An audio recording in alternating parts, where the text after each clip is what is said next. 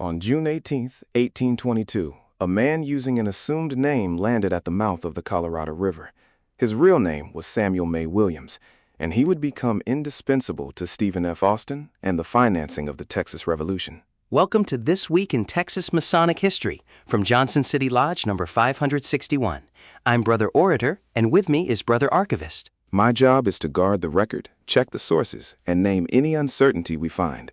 I stick to the facts as we can verify them. And my role is to turn that record toward meaning, context, and memorable Masonic education. Together, we explore our history.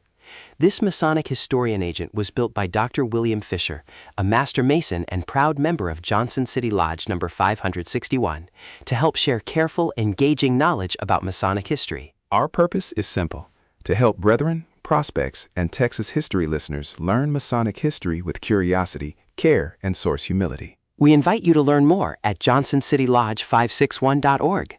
If you have questions or source leads for us, please send them to jclodge561@gmail.com. This week, for June 15th through the 21st, we have 2 date-matched entries.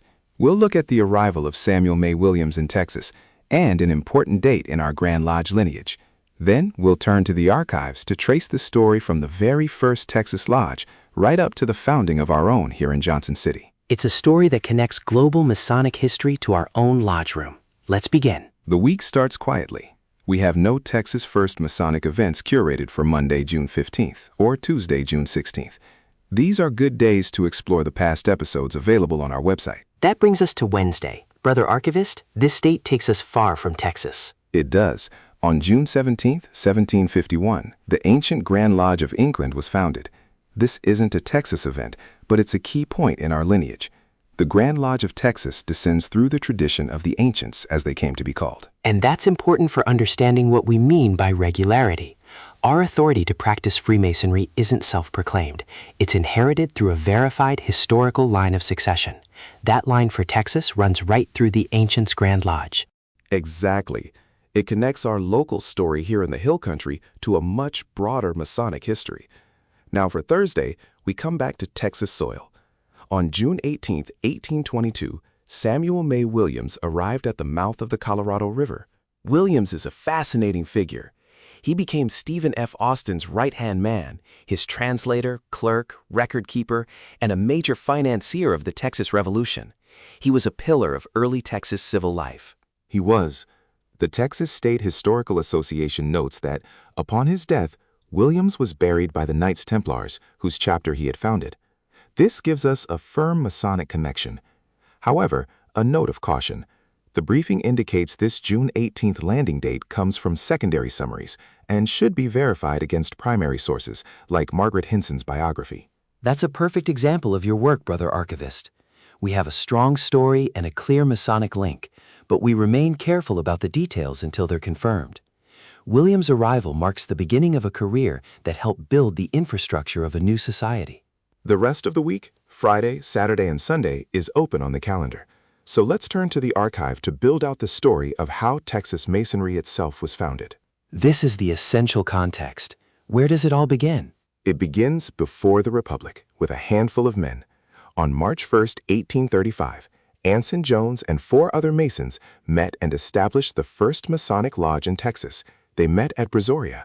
Anson Jones, the same man who would become the first Grand Master of the Grand Lodge of Texas, and later the last President of the Republic of Texas. He embodies the deep connection between the founding of our fraternity and the founding of our nation. That first meeting led to a formal charter. On January 27, 1836, the Grand Lodge of Louisiana issued a charter for that group, naming them Holland Lodge number 36. This is the lodge that would eventually become Holland Lodge number 1 under the Grand Lodge of Texas. And the timing is incredible. That charter was issued just weeks before Texas declared its independence. The Texas Revolution was about to ignite. It was. In fact, the lodge building in Brazoria, along with its records and jewels, was destroyed during the war, but the charter itself survived. It hadn't yet arrived from New Orleans, so it was safe from the conflict. That surviving document is the physical link, the proof of regularity that allowed Texas Masonry to formally organize after the Revolution.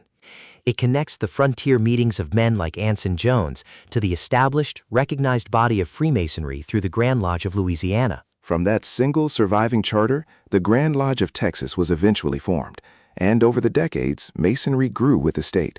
Which brings us to our final archive entry, and the most local one for us. Bring it home to Johnson City. On December 16, 1882, the Grand Lodge of Texas granted a charter to Johnson City Lodge number 561. Think about that timeline. We've gone from 5 men meeting in 1835 to a Grand Lodge forming in 1837, and by 1882, the institution is so well established that it's chartering new lodges in young hill country communities like ours. The fragile experiment of the Republic era had become a cornerstone of civic life across Texas. That is the date our own lodge officially entered the Texas Masonic story, inheriting the legacy we've just discussed. So, what are the takeaways for this week? First, our Masonic lineage is both local and global, connecting us back to traditions like the ancient Grand Lodge of England. Second, key figures like Samuel May Williams helped build the civil society in which Texas Masonry would flourish. And third, the story of Texas Masonry is one of careful, deliberate organization, from Anson Jones's first meeting to Holland's charter and eventually to our own charter here in Johnson City. It's a history of resilience and purpose. Thank you for joining us for This Week in Texas Masonic History. We hope you'll continue to explore these stories with us, with care and with curiosity. From all of us at Johnson City Lodge number 561, have a blessed week.